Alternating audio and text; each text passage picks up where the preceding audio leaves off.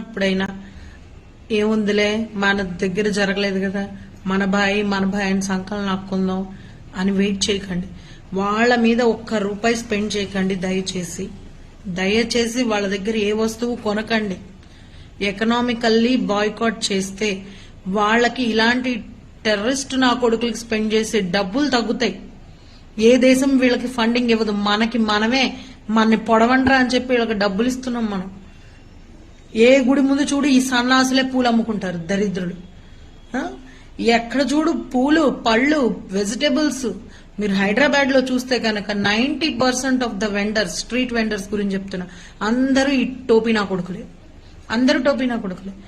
మన వాళ్ళు పని చేయడానికి బద్దకిష్టులని నేను అన్ను.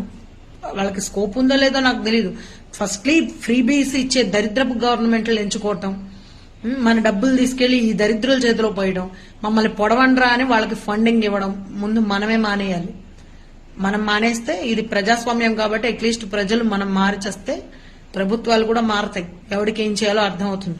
మెజారిటీ పీపుల్ ఉన్న హిందూ మనోభావాలకి ఎక్కడ వాల్యూ ఉండదు. ఎందుకో తెలుసా? యూనిటీ ఉండదు మనకి. వాడిని బాయ్కాట్ చెయ్యండ్రా అంటే అబ్బే మేరా అబ్దుల్ అలాగే ఇదే కదా మనం వాగేది.